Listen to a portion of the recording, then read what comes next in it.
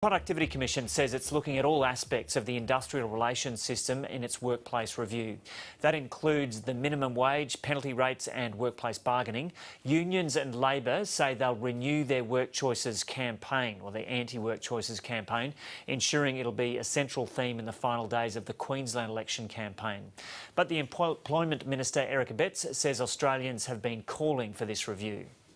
What the Australian people are saying is that, and we put this before them, might I add, before the last election, no surprise, 4 months in advance we said we would have such a review, a lengthy review, substantial review where everybody could have input. So that was well and truly known by the Australian people. What the Australian people want is the best possible workplace relations system, and that is what we're looking for with an organisation, the Productivity Commission, which has a reputation for economic robustness and social sensitivity. The Productivity Commission was the same organisation that the Labor Party tasked to develop the National Disability Insurance Scheme, and I have faith that the Productivity Commission will deal with the submissions fairly and appropriately, and then we as a government will determine what of the recommendations, if any, we take forward to the next election.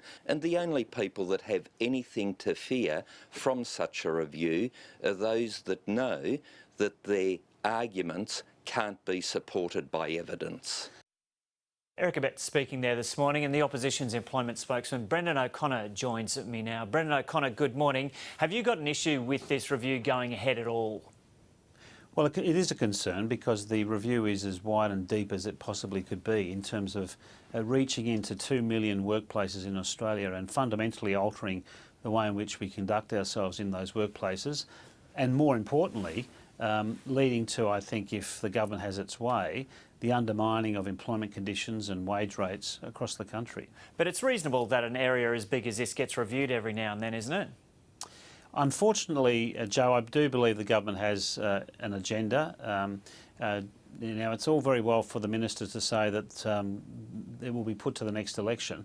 The health cuts and education cuts and pension cuts were not put to the prior election, and yet they're implementing those changes in the budget of last year.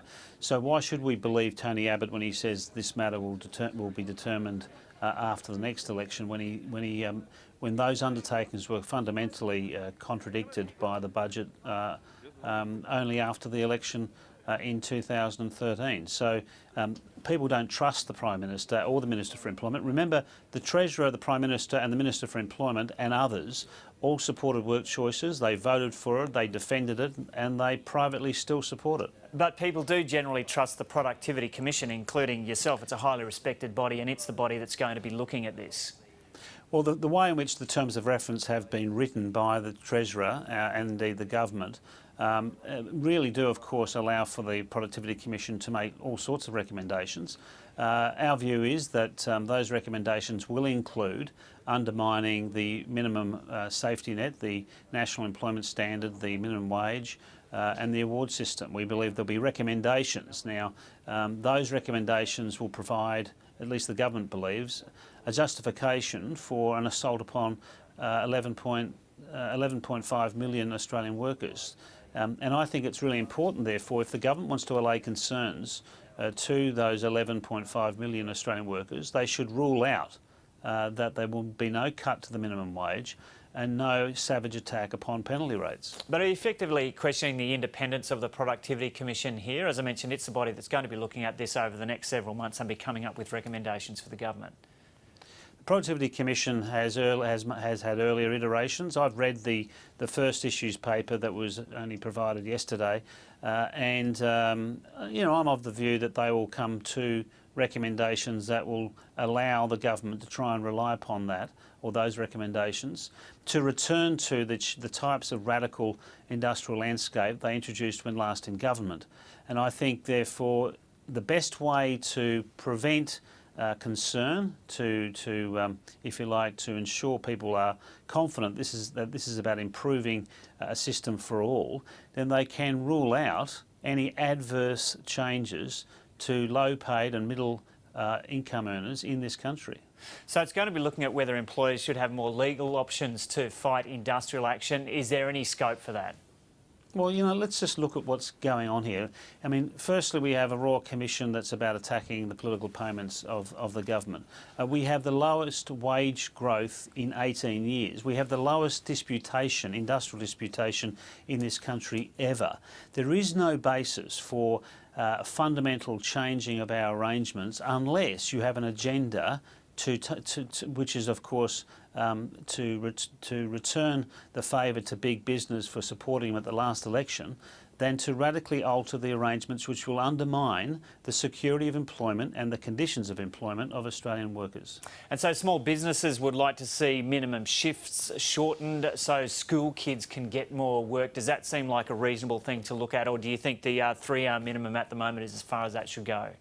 Look, I won't go to I mean, there are particular provisions in each award or agreement that I think should be reviewed.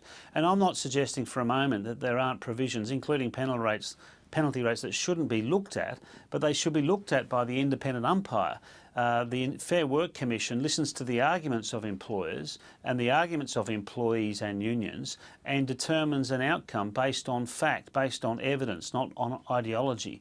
We have that body now that undertakes such work, and we should allow that. We should have full confidence in the independent umpire that exists and has existed in one form or another since 1904. It's a great institution, the Fair Work Commission, and it should not be. And in a way, this review is of course a slight against that commission. Yeah, so what do you think of the government bringing on this issue when it's got a few challenges on its hands already? Well, crazy brave, some might say. But in the end, Joe, the Liberal Party, when in government, will always return to industrial relations. It's in their DNA.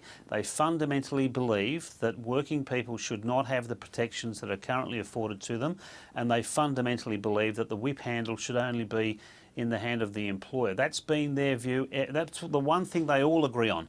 With all of the division that seems to exist within the Liberal Party, of which there is a lot, and within this government, the one thing they seem to agree upon is introducing or reintroducing elements of work choices. OK, Brendan O'Connor, thanks for talking to us this morning from Melbourne. Thanks very much, Joe. Now, to some news.